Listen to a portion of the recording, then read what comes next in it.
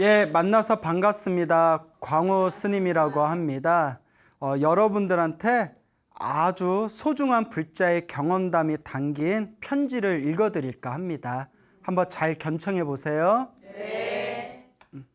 저는 지장기도를 하고 있는 청년 불자입니다. 제가 광우 스님을 알기 전에는 정신적으로 많이 허약하고 불안한 삶을 살고 있었습니다. 특히 아버지께서 돌아가신 뒤 우울한 마음이 커져서 사는데 의욕이 사라진 상태였습니다. 그래서 집 근처에 있는 어느 사찰을 다녔습니다. 그런데 그 절의 스님의 법문이 내용은 좋은 것 같은데 아직 제게는 너무 어려웠습니다. 그러다가 우연한 인연으로 2013년에 광우 스님을 처음으로 뵈었습니다.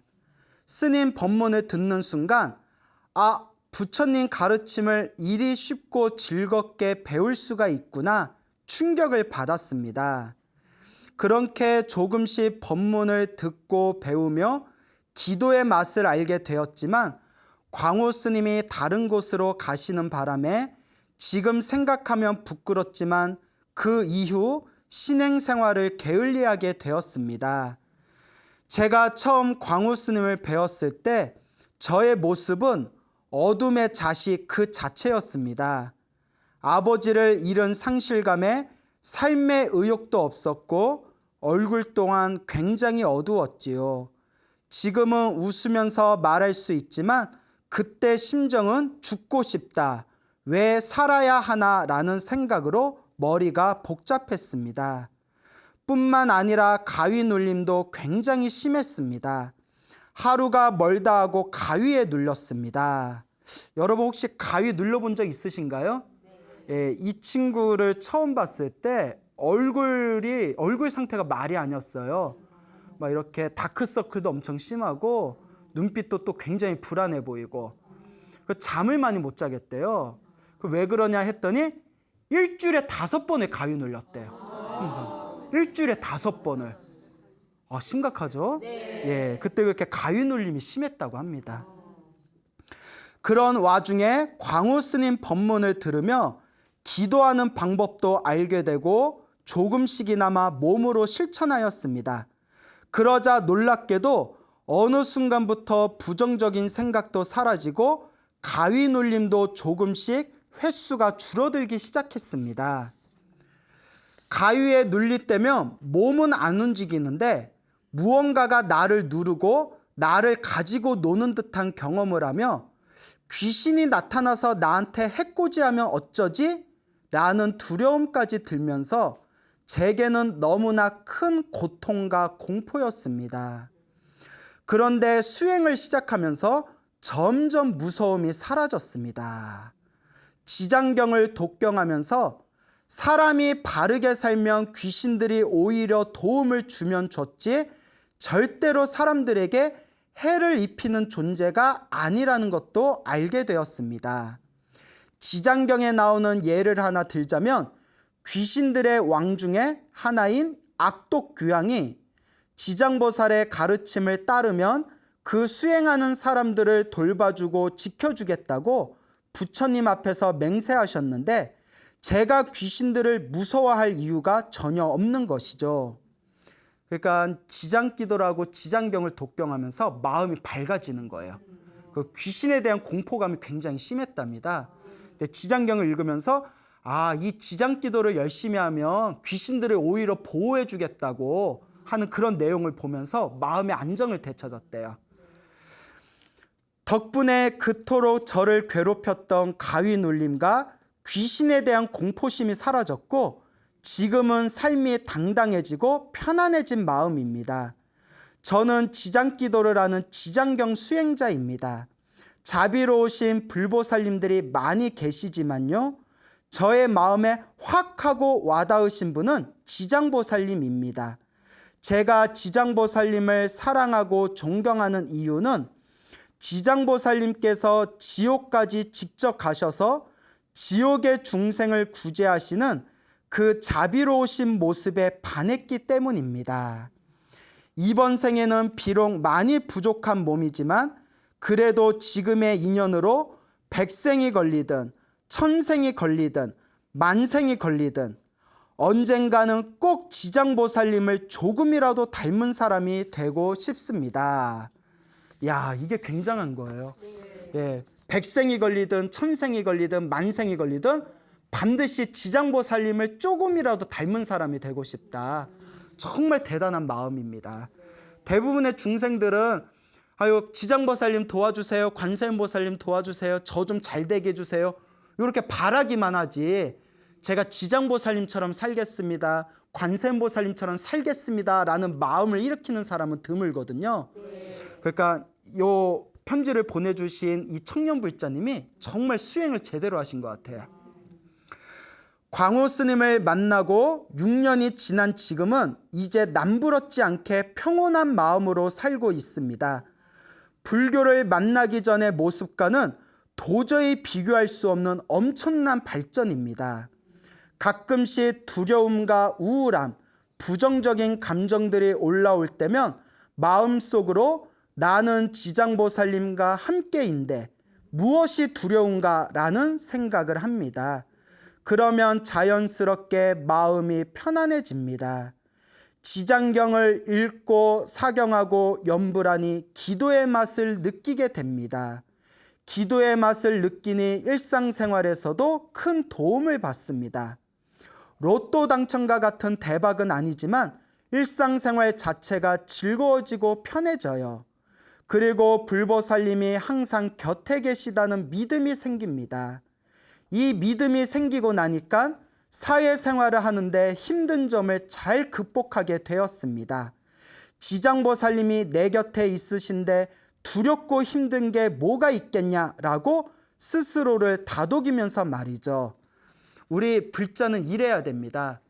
항상 기도하고 항상 이 믿음을 갖춘 불자는 때로 살아가면서 힘들고 괴로운 일을 겪었을 때, 하지만 어차피 그 힘들고 괴로운 일도 결국 누가 지은 업이에요? 내가 지은 업이죠. 그때 내가 내 빚을 내가 갚고 있다. 관세음보살님이 나를 지켜주시고 지장보살님이 나를 지켜주시고 불보살님께서 나를 지켜주시는데 내가 무서울 게 뭐가 있겠냐. 이런 믿음이 꽉 차야 돼요. 그런 믿음이 생기려면 머리로는 안 됩니다. 반드시 기도를 하고 연불을 해서 내가 체득을 해야 됩니다.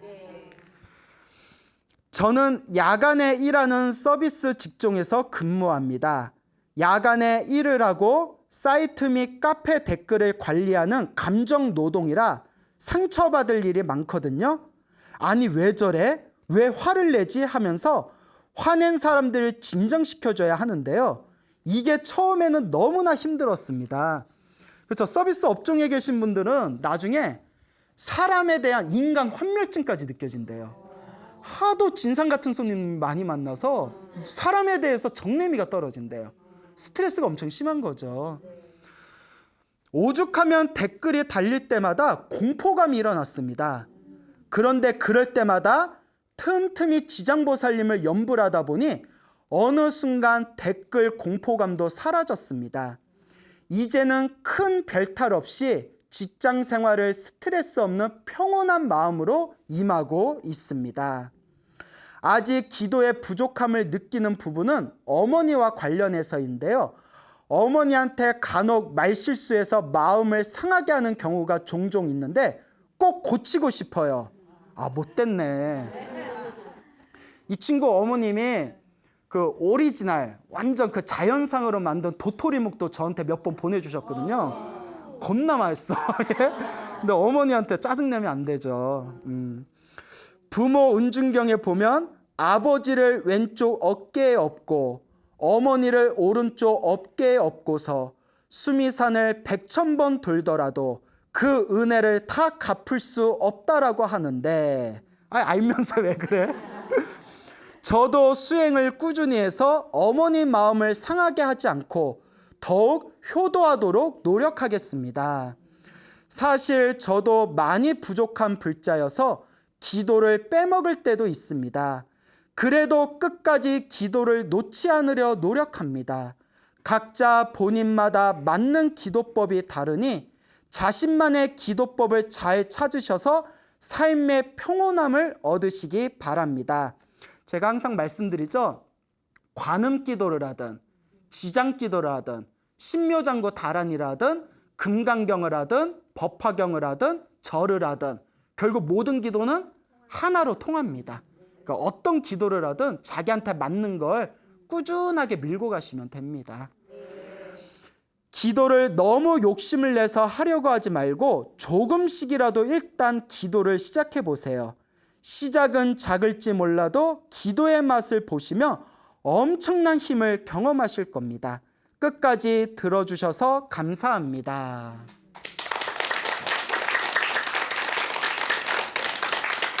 예, 여러분 편지 내용이 너무 좋죠? 네. 기도하면 됩니다. 네. 기도 한번 해보세요. 기도하면 됩니다. 단 꾸준히 하셔야 됩니다. 이 편지를 보내주신 청년 불자도 저는 기억이 안 나는데 그 편지 내용에 보면 2013년도에 저를 처음 만났다고 했잖아요. 네. 그때 정말 얼굴도 음침하고 성격도 뭔가 좀 떠있고 눈빛도 불안하고 여러모로 걱정이 돼서 제가 붙들고 너는 업장이 두껍다. 기도해라 기도해라 엄청 잔소리했거든요. 근데 저렇게 꾸준히 기도했더니 정말 부처님 갚이 받았어요. 자기가 너무너무 행복하대요. 사람이 자기 입으로 행복하다는 말 쉽게 안 나오잖아요.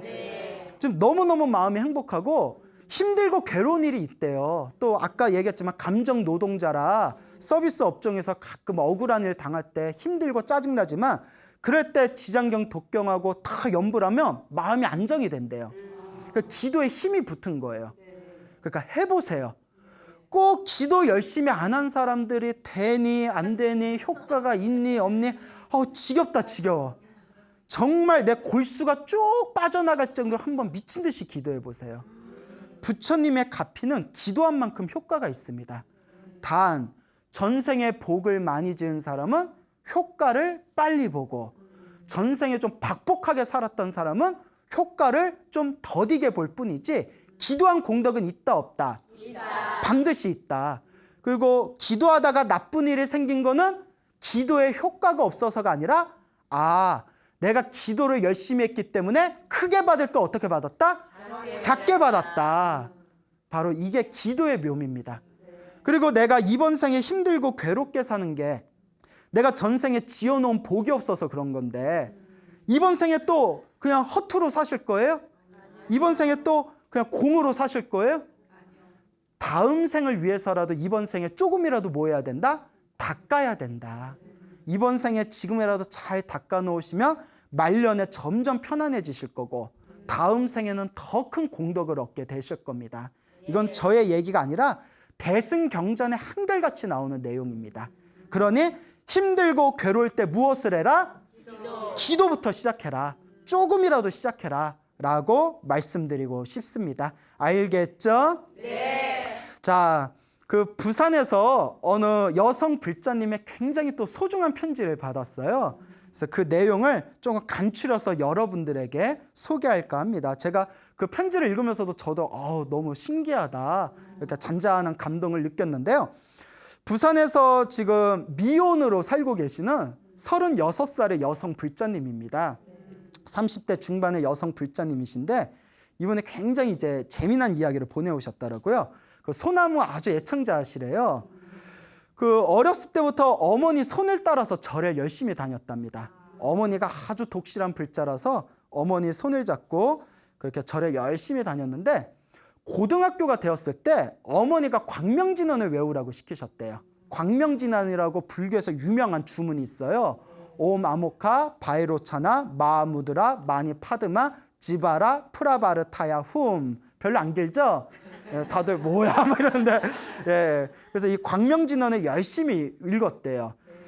실제로 소나무에서 예전에 광명진언 가피 영험담에 대해서 또 제가 짤막짤막 말씀드린 적이 있었는데 모든 기도는 결국 하나로 통하지 않습니까? 네.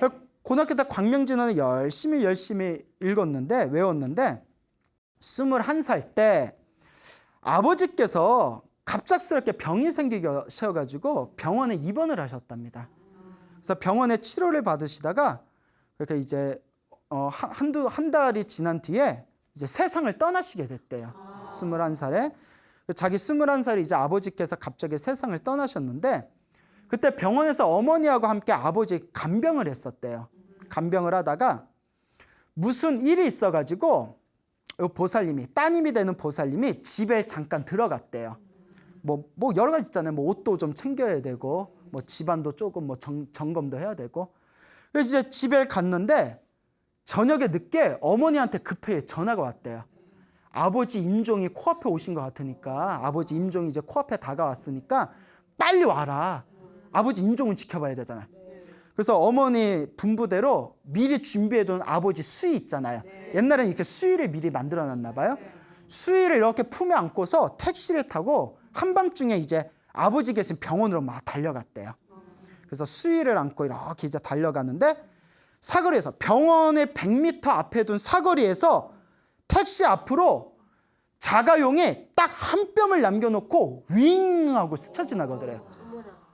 정말 자기가 탔던 택시하고 완전히 부딪힐 뻔한, 충돌할 뻔한 상황이었는데 딱 한 뼘을 남겨놓고 눈앞에 자가용이 윙 하고 지나가더니 크게 충돌 사고를 나서 대형 사고가 났답니다.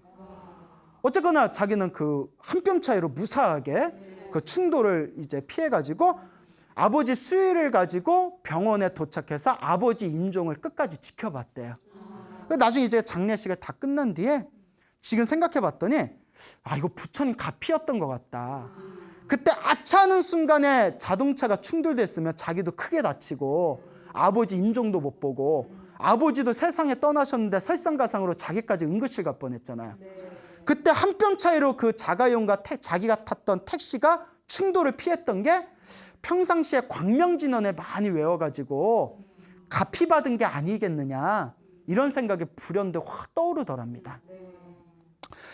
그리고 어머니하고 같이 이제 생활을 하는데 어느 신도시에 아파트, 새로 지은 아파트에 가게 됐대요. 아파트에 이제 이사를 갔는데 참 이 이야기가 더 재밌어요. 약간 무서운데 뭐 오야 시작도 안 했는데 그래요? 뭐 오야. 그래요? 그 아파트 이사했는데 그 아파트 자리가 공동묘지였대요. 끝까지 들어봐요. 좀. 뭐 아우야. 공동묘지였는데 오죽하면 그 공동묘지를 다 이장해서 아파트를 지은 거예요. 새로운 신세대 아파트를. 근데 이장이 덜 된 게 있어서 아파트 중간중간 이렇게 외진 곳에 묘지가 몇 개 있을 정도였대요. 묘지가 몇 개 이렇게 있을 정도였는데, 아니요, 근데 묘지 있어도 괜찮아요. 저 제주도 한번 놀러 갔더니 막 한라봉 귤밭 중간에 막 묘지 있고 하더라고요. 거기는 문화가 그렇대요. 그것도 아무 문제 없어요. 라고 알고 있겠지만 거기는 좀 달랐나 봐요. 거기는 달랐나 봐. 공동묘지 막 이장 안 된 막 묘지도 막 중간중간 외진 곳에 남아 있을 정도였는데 이사를 갔는데, 이사 가서 얼마 안 됐을 때였나 봐요. 자다가 자기가 인생 처음으로 가위를 눌러봤대요. 가위를 꽉 눌렸는데 정신은 살아있는데 몸을 움직일 수가 없고 누가 자꾸 자기 양팔을 막 당기는 것 같더래요. 양팔을 막 당기는 것 같고 위에 막 뭐가 앉아있는 것처럼 억눌러가지고 막 숨이 턱턱 막히는 거예요. 너무 무서워가지고 관세음보살을 외웠대요. 관세음보살, 관세음보살, 관세음보살. 간절하게 관세음보살을 연불 했대요. 관세음보살을 외우는 순간 점점 몸이 편안해지더니 가위가 탁 풀려버렸대요. 가위 눌릴 때 무엇을 불러라? 관세음보살을 불러라. 그래서 다시 편안하게 숙면에 취했답니다. 그래서 그 다음날 일어나가지고 엄마한테 자기가 경험한 일을 이야기했대요. 엄마, 나 어제 가위 눌렀는데 몸을 움직일 수가 없었는데 관세음보살 불리니까 그래 저절로 탁 풀렸어 하니까 어머니가 깜짝 놀라면서 어머니도 밤에 똑같은 걸 경험하신 거예요. 그날 똑같은 밤에 어머니도 가위에 눌렸는데 어머니도 너무 무서워서 관세음보살 불렀더니 가위가 딱 풀리더래요. 여러분, 한 집안에 똑같은 날에 똑같은 밤에 두 사람이 똑같은 일을 경험한 거면 무시할 수 있다 없다? 없다. 그거 너무 무서우셔가지고 그날부터 집에서 기도를 열심히 했대요. 기도를 집에서 열심히 했답니다. 여러분 중요한 게 있어요. 가끔 절에 처음 다니시는 분들이 꼭 이렇게 하시는 질문 중에 하나가 주변에서 이렇게 얘기하는 분들이 있대요. 집에서 기도하면 안 된다라고 가르쳐주는 분들이 있대요. 그거 완전히 잘못 알고 있는 거예요. 만약에 여러분 기도하시는 분들이 집에서 기도하면 안 된다라고 이야기하는 분이 있으면 그분을 멀리 하세요. 왜냐? 불교를 잘못 가르치고 있는 거예요. 불교를 잘못 가르치고 있는 사람은 가까이 하면 안 돼요. 나도 오염이 돼요. 불교를 잘못 이해하게 됩니다. 여러분 이미 소나무에서 들으신 분은 알겠지만 소나무에서 집에서 기도해서 갚이 받은 분들 엄청 많잖아요. 아니 절에서도 기도하고 집에서도 기도하고 시장 한 바닥에서도 기도해야지 어디서는 기도하고 어디서는 기도 안 할 거예요? 만약에 일주일 동안 절에 못 가면 일주일 동안 기도를 아예 하지 말아야겠네. 제가 항상 뭐라고 해요? 24시간 항상 기도하라고 했잖아요. 전철에서도 하고 버스에서도 하고 설거지하면서도 하고 집에서도 하고 절에서도 하고 기도는 항상 하는 겁니다. 그러니까 이 두 분이 집에서 기도를 열심히 올렸대요. 하도 무서워가지고. 여러분 집에서 기도를 많이 하면 집안의 기운이 편안해져요.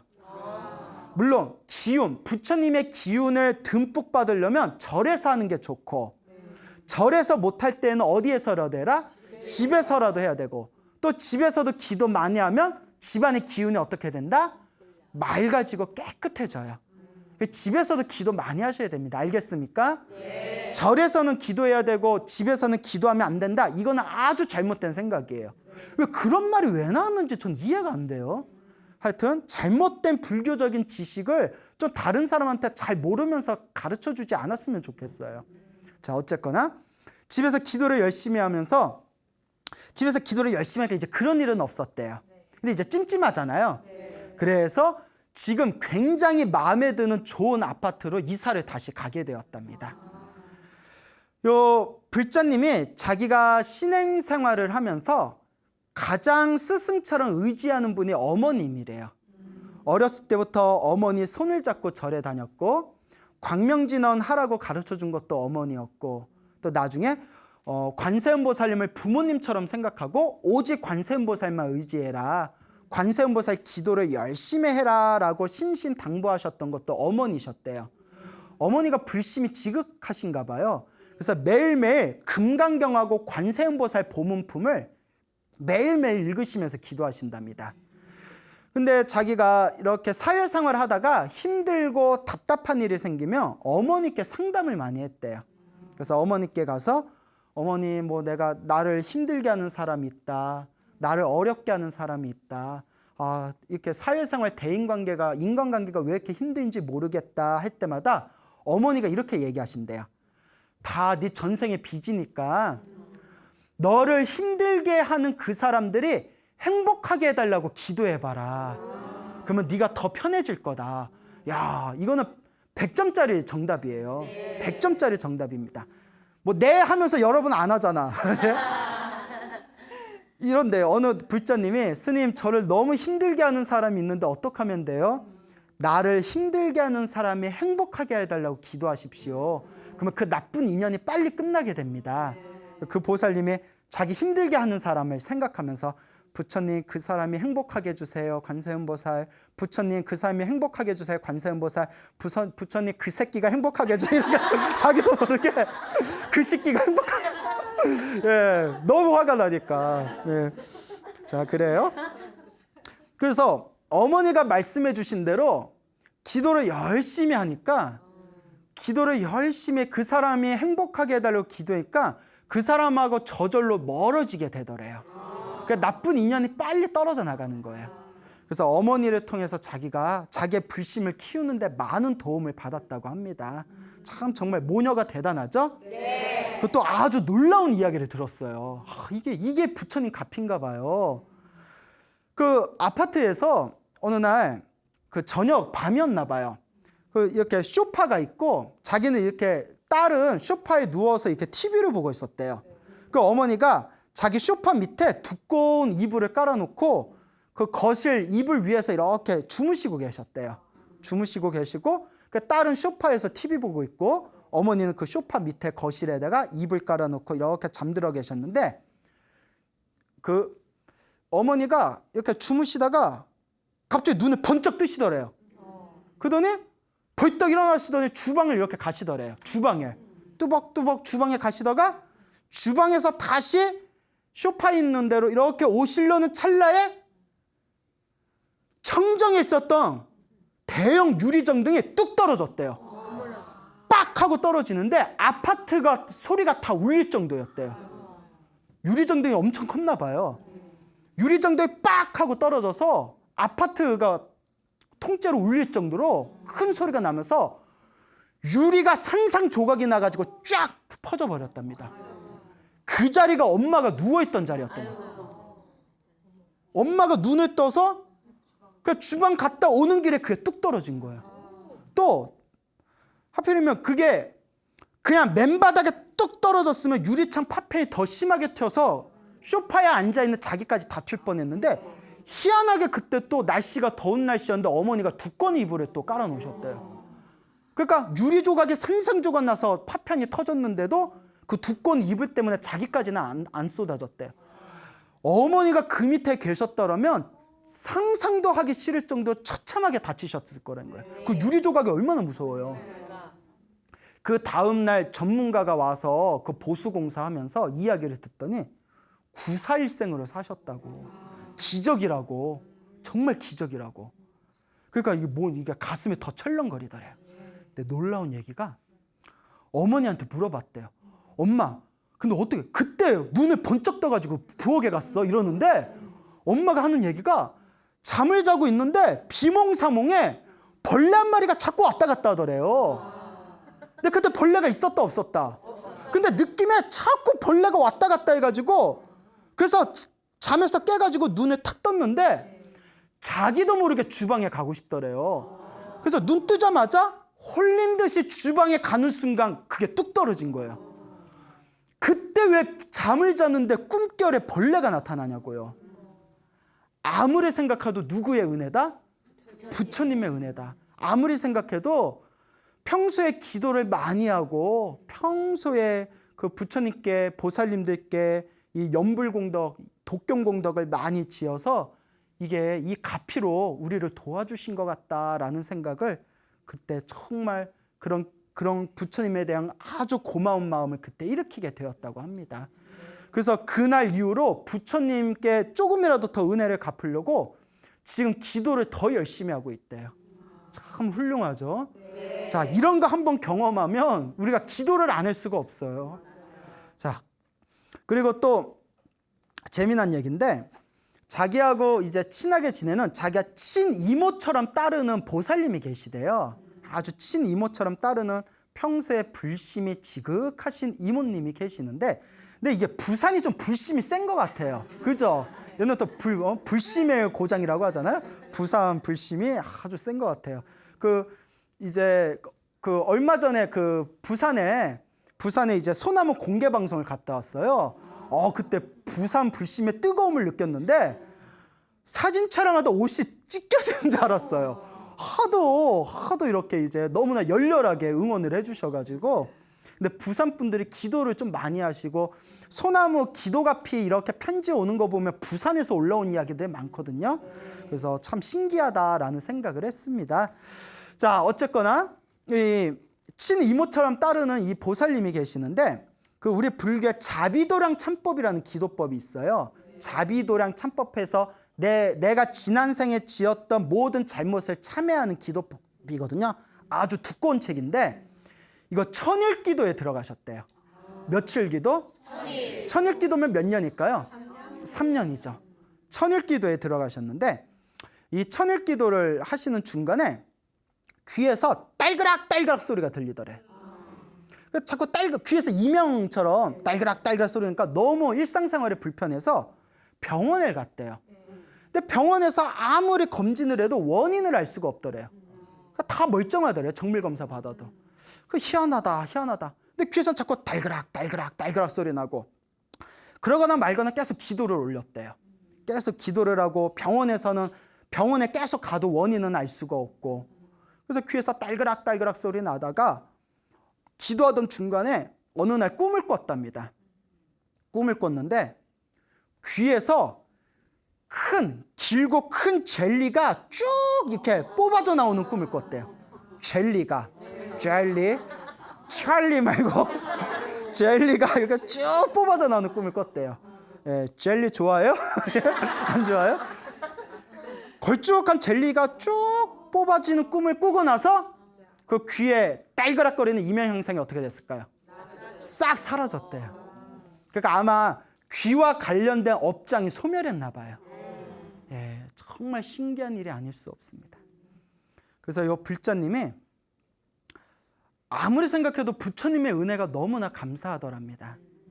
그래서 그동안 자기가 부처님께 기도 올릴 때에는 자기의 욕심을 위해서 기도를 했대요. 내 욕심으로 기도를 했답니다. 우리는 기도할 때 그러잖아요. 잘 되게 해주세요. 못 되게 해주세요. 어떻게 하게 해주세요. 근데 언젠가부터 기도할 때 마음이 바뀌기 시작하더래요. 이제 항상 기도를 마치면 어떤 발언을 올리냐면 저와 인연 있는 모든 존재가 행복하게 해주세요. 저와 인연 있는 모든 존재가 괴로움에서 벗어나게 해주세요. 라고 발언을 한답니다. 나를 위한 발언이 아니라 내 주변에 있는 다른 사람을 위해서 이제 기도를 올리게 됐답니다.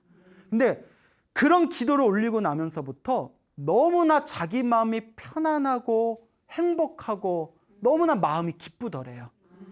그래서 저희가 이제 이런 이야기를 들려주시면서 부처님 앞으로도 부처님 은혜 갚는 마음으로 더 열심히 수행해서 훌륭한 불자가 되겠습니다라고 이렇게 이제 저에게 그런 자신만의 약속을 하면서 이 소중한 이야기를 불자들을 위해서 보내오셨습니다.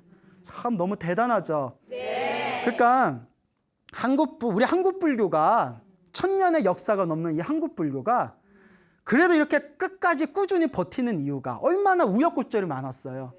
이렇게 끝까지 버티는 게 그래도 알게 모르게 수행을 열심히 하시는 스님들과 알게 모르게 이와 같이 신행생활을 열심히 하는 불자님들이 있기 때문에 이 한국 불교가 그래도 버티는 게 아니겠느냐 이런 말씀을 드리고 싶습니다.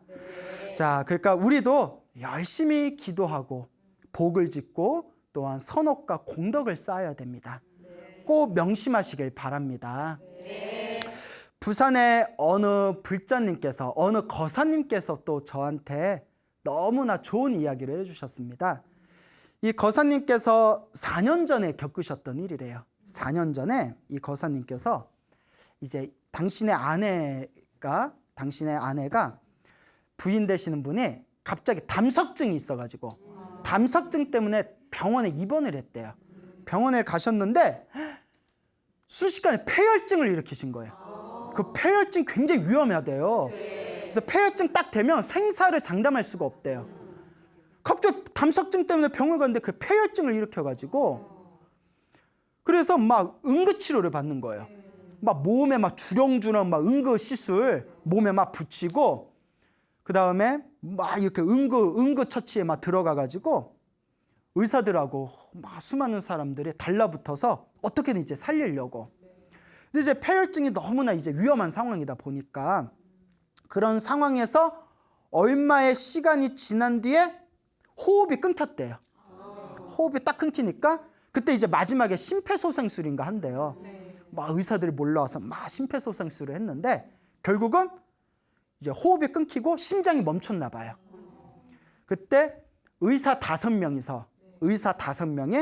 다 이렇게 검진을 한 뒤에 몇 월 며칠 몇 시에 몇 분 사망 신고를 딱 내렸대요.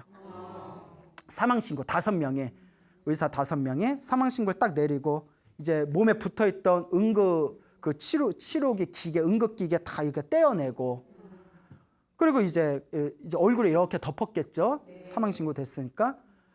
그리고 이제 장례식을 이제 준비해야 되는 시작이잖아요. 문제가 생긴 거예요. 체온이 식지가 않더래요. 사람이 사망 신고가 내려지면 이제 천천히 체온이 식잖아요. 샥 식잖아요. 체온이 남아 있더래요. 얘 병원이 발칵 뒤집혀진 거예요. 야, 사람이 죽었는데 체온이 남아있으니까. 와, 의사들이 그냥 막 몰려가고 다시 막 응급실, 중환자실에 옮겨가지고 막 이렇게 보고 했더니 아직, 이거 아직 살아있는 것 같다. 그래서 다시 응급실로를 들어갔답니다. 응급치료를. 그리고 살아난 거예요. 자, 근데 여러분, 여기 중요한 게 있어요. 의사 선생님이 한 명이 이렇게 사망 신고를 판단했으면 오류가 있을 수도 있어요. 의사 선생님이 뭐 야근하고 피곤하다 보면 뭐 좀 실수했을 수도 있잖아요. 예, 뭘 그런 실수하면 안 되지만 사람은 솔직히 좀 불완전한 존재잖아요. 한 명도 아니고 몇 명이? 5명이. 5명이 똑같이 보고 사망 신고가 내려졌는데 살아난 거예요. 근데 이게 옛날에도 어른들한테 드러났는데 죽은 줄 알고 관짝까지 만들어놨다니 살아난 분이 많대요. 그래서 우리가 3일장 하는 이유 아시죠? 죽었다고 바로 불태우면 3일장 하는 그 중간에 가끔 깨어나는 경우가 실제로 있대요. 그래서 막 저승 보고 온 사람 막 이런 얘기 있잖아요. 살아나신 거예요. 그래서 이제 치료를 잘 받으셔서 지금 4년이 지난 지금 몸이 완전히 회복한 건 아니시지만 일상생활을 어느 정도 하실 수 있을 만큼 몸이 회복이 되셨대요. 근데 이 거사님께서 하시는 말씀이 아무리 생각해도 이거는 누구의 은혜다? 부처님 은혜다. 이게 내가 평소에 신행생활을 많이 하고 기도를 많이 해서 부처님이 도와주셨나 보다. 아직 내 아내가 갈 때가 아니라서 부처님이 도와주셨나 보다 라는 생각이 들면서 그러면서 내가 어떻게 해야 이 부처님 은혜를 조금이라도 내가 갚을 수 있을까? 이 부처님 은혜를 갚고자 하는 마음에 지금 아주 이번에도 부산 얘기네요. 부산. 네. 부산에서 아주 그 포교도 열심히 하시고 부처님 은혜 갖기 위해서 열심히 봉사활동 하시는 그 어느 거사님께 제가 직접 들은 이야기입니다. 정말 놀랍지 않습니까? 그래서 소나무를 통해서 우리 불자분들에게 항상 드리는 이야기가 있습니다. 여러분, 어차피 우리 인생사 2년 따라 일어나고 2년 따라 사라지는 거예요. 그래서 무슨 법이라고 한다? 어떻게 하셨어요? 네. 2년법이에요. 2년법. 근데 발음 잘해야 된다고 했죠? 2년법 이러면 안 되고 2년 법대로 해라 해서 2년법이 아니고 2년법. 그래서 2년 따라 일어나고 2년 따라 사라지는 이 거대한 우리 삶의 모습은 결국 내가 지은 업의 인연입니다. 잘 돼도 내 탓이고 안 돼도 내 탓이고 잘 되든 안 되든 그래도 노력하면서 살아가는 거고 노력하면서 살면서 내 앞에 펼쳐진 모든 행복과 불행이란 게 결국 내 복대로 살아가더라. 내 복대로 살아가더라. 그렇기 때문에 항상 불자님들한테 드리는 이야기가 결국 우리가 조금이라도 행복한 삶을 살기 위해서는 항상 기도하고 항상 복을 짓고 항상 이 마음자리를 잘 써야 된다라고 누누이 말씀을 드렸습니다. 우리가 살아가면서 힘들고 괴로운 일이 생길 때마다 어떤 사람은 끊임없이 좌절하는 사람이 있어요. 힘들어하고 괴로워하고 그런 사람들한테 기도해라, 복지어라 좋은 얘기 해주면 첫째, 믿지를 않아요. 그딴 게 어딨어. 야, 그러면 이 세상 사람들 다 잘 살겠네. 믿지를 않아요.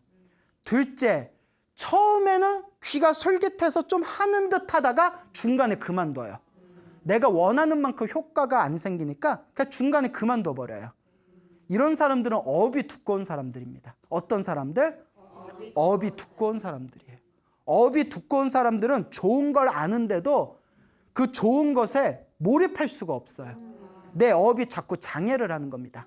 그래서 업장이라고 하죠. 근데 그나마 성근이 있는 사람, 착한 뿌리가 있는 사람들은 내 힘들고 괴롭고 너무나 어려운 그런 시절에 부처님의 법을 만나고 기도하고 복을 짓고 마음을 쓰면서 자신의 운명을 조금씩 아름답게 바꿔나가는 사람들이 있습니다. 그런 사람들이 바로 제가 아까 편지를 읽어드렸던 그 젊은 청년 불자라든가 또 오늘 이야기를 해드렸던 그 불자님들의 이야기라든가 그동안 소나무를 통해서 말씀드렸던 값이 받았던 수많은 불자님들, 그분들이 끊임없이 기도하고 복을 지으면서 자신의 운명을 바꾼 분들입니다. 그러니까 좋은 일이 생기든 나쁜 일이 생기든 다 내가 지은 업의 인연들이구나. 지금이라도 내 업을 잘 닦아야 되겠구나라는 마음으로 여러분들의 몸과 마음을 잘 다스리면서 진정한 불자의 길을 갈 수 있도록 끊임없이 노력하시기 바랍니다. 알겠죠? 네. 여러분 행복해지고 싶습니까? 네. 행복한 삶을 창조하고 싶습니까? 네. 복을 지으십시오. 선업을 지으십시오. 공덕을 쌓으십시오. 복과 선업과 공덕의 힘이 여러분들을 진정한 행복의 길로 이끌어 줄 것입니다. 오늘 여기서 마치겠습니다. 소중한 나